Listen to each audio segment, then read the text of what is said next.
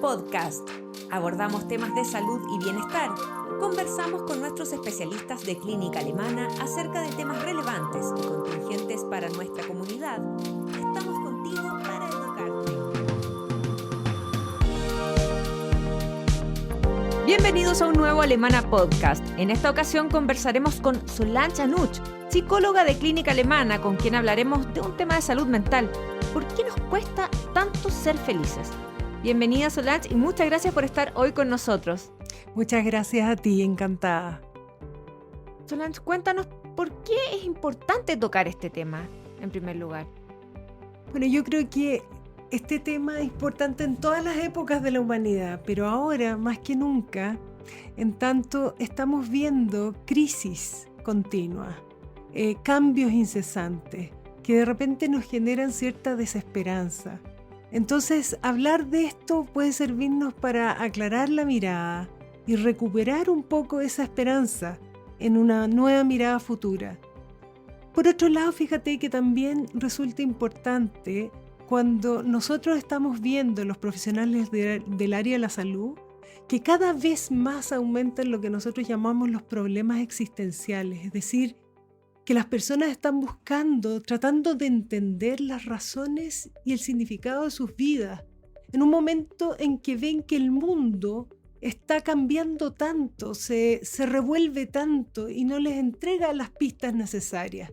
Y vemos lo que se llaman las enfermedades del sentido de la vida, que tienen muchas que ver con los trastornos del ánimo y de la depresión.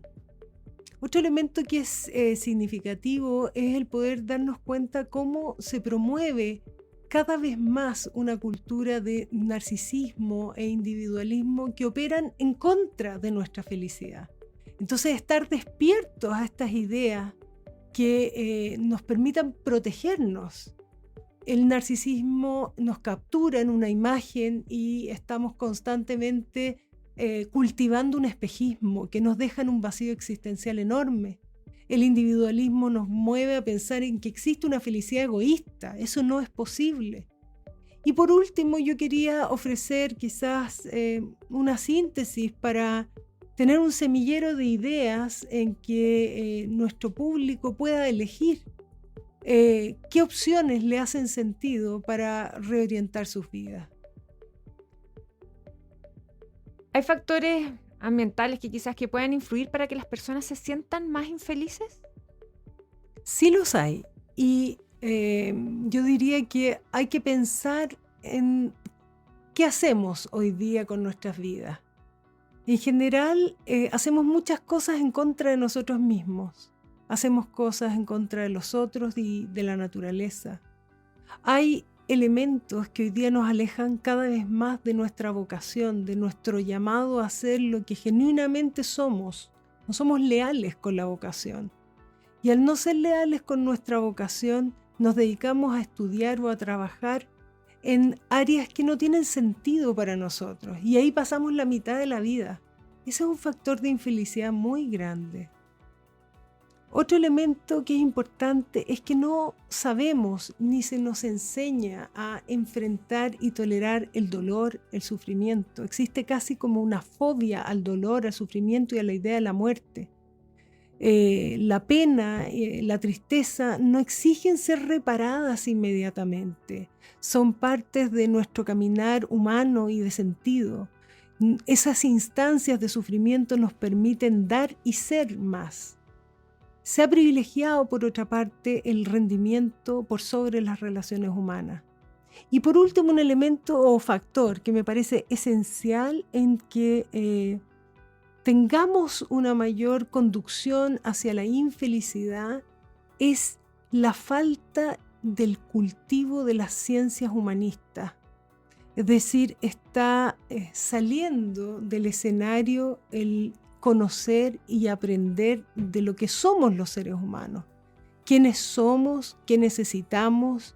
¿Qué necesitamos construir? ¿Cómo nos tenemos que organizar?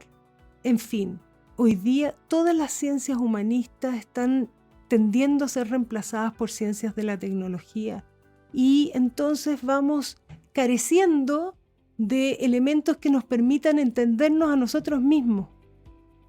más herramientas en el fondo para poder enfrentar las problemáticas humanas en el fondo. Enfrentar nuestras problemáticas humanas como humanos. Y las disciplinas que nos informan de eso son la filosofía, la antropología, la sociología, en fin. Y son esas las disciplinas que se están de alguna manera correteando del currículum educacional. Es el conocimiento, la fuente principal, es la libertad desde la cual podemos descubrir qué nos hace felices. Solange, tú propones una definición compuesta de la felicidad. Cuéntanos un poquito de esto. Lo que pasa es que la felicidad es una abstracción, en realidad, es un concepto. Y la vivencia concreta de la felicidad es un sentimiento que puede estar presente en el diario vivir. Pero es un sentimiento particular. Subjetivo también. Hay una subjetividad enorme allí. Y es importante entender que lo primero que compone y define la felicidad es una actitud. Es decir, si queremos consumir felicidad hay que producirla. Y para producirla hay que recordar que somos seres pensantes y que como seres pensantes podemos analizar, revisar y corregir nuestro pensamiento para hacer la vida que queremos hacer. En segundo lugar, hay que entender que la felicidad son momentos y que cada momento de felicidad, cada experiencia, en cada una de ellas se va instalando la felicidad definitiva. En el caso de la felicidad, uno puede decir que el final es el camino y el camino es el final. En el caso de la felicidad se puede entender camino y final como una misma cosa, ¿ya? Por otro lado, vemos en la felicidad la necesidad de un propósito. Es absolutamente necesario la existencia de un proyecto existencial que sostenga e impulse la vida humana. Solo así puede haber felicidad. Y por último, todas estas dimensiones, ya sea la actitud, entender que son momentos y entender que se requiere un propósito, se da en una unidad biológica en interacción con el medio ambiente. Eso somos nosotros.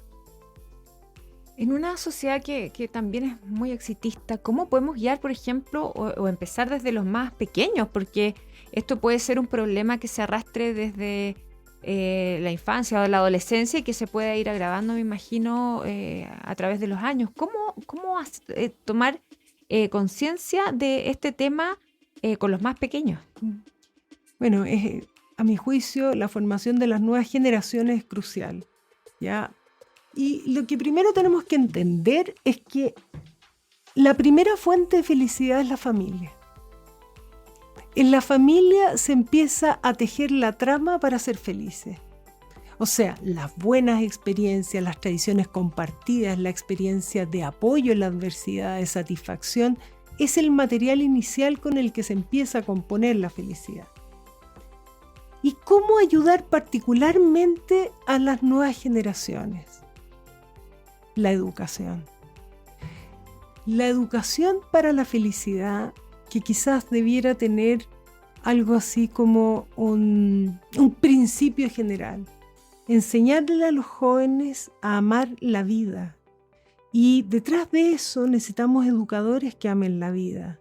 Educadores que amen a las personas, que conozcan a sus alumnos, que tengan la capacidad de inspirarlos, de conmoverlos, de orientarlos realmente.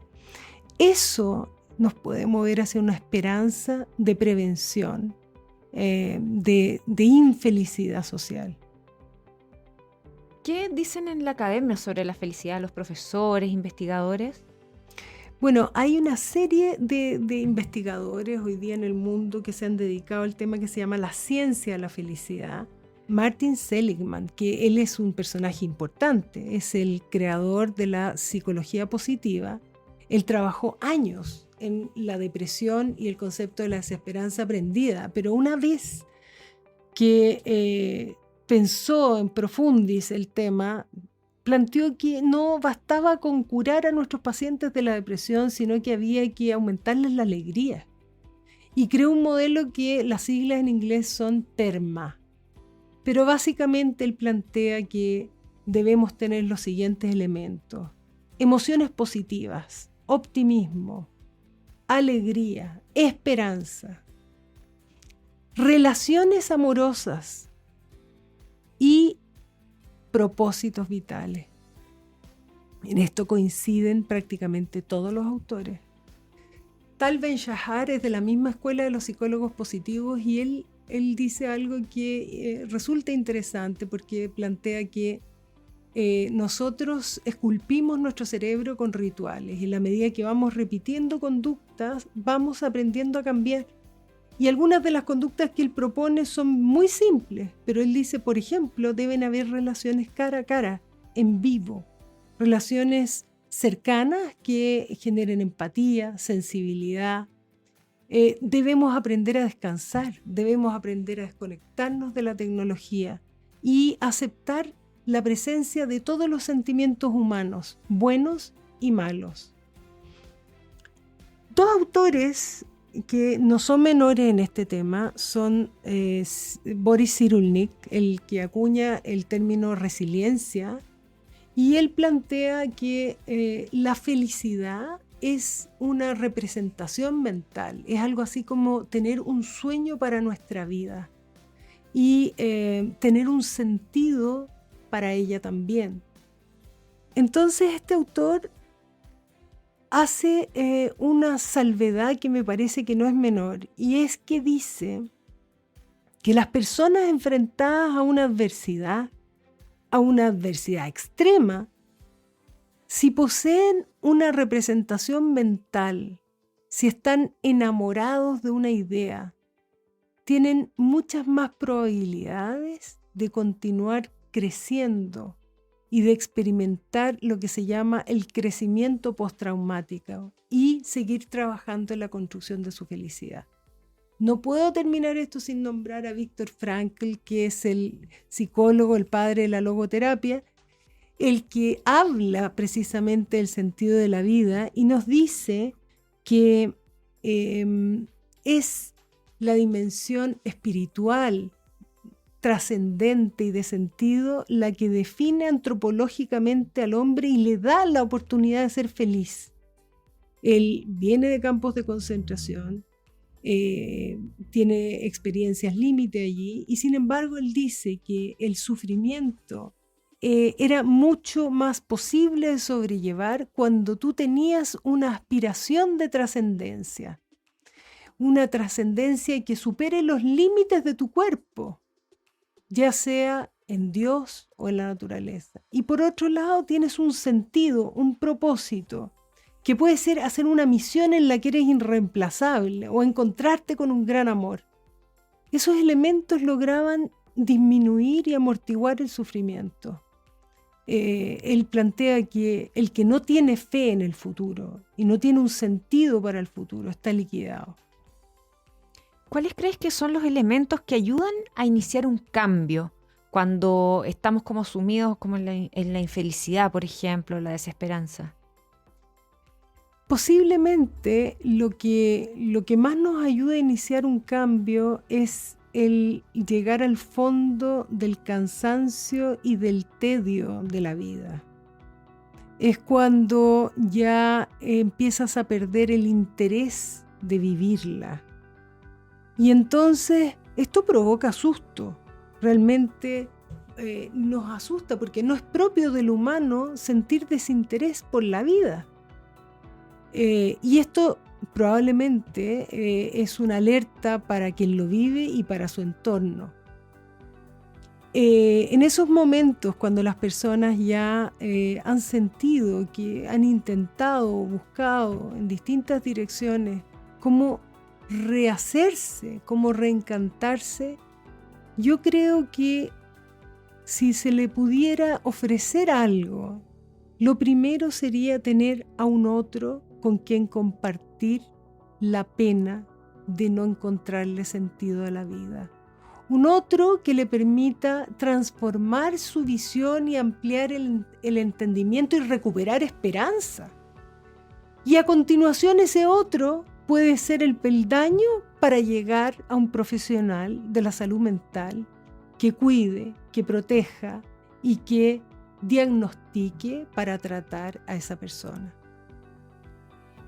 Para terminar, Solange, ¿qué consejos le podrías entregar a quienes nos están escuchando y justamente se encuentran todavía en búsqueda de esa felicidad o no se sienten plenos o creen que les falta algo? Yo creo que después de haber revisado el tema, es importante tener en mente que somos parte del ciclo de la vida y la vida aprende constantemente y la felicidad se aprende.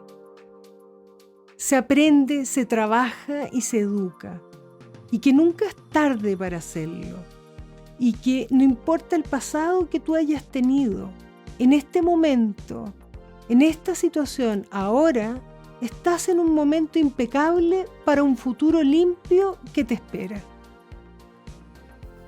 Es ahora. Ahora. Muchas gracias, Solange, por tu tiempo y por esta conversación tan interesante. Gracias a ti. Nosotros nos despedimos y nos encontramos en un nuevo Alemana Podcast. Síguenos en nuestras redes sociales y visita nuestro sitio web alemana.cl. Nos vemos en otro Alemana Podcast.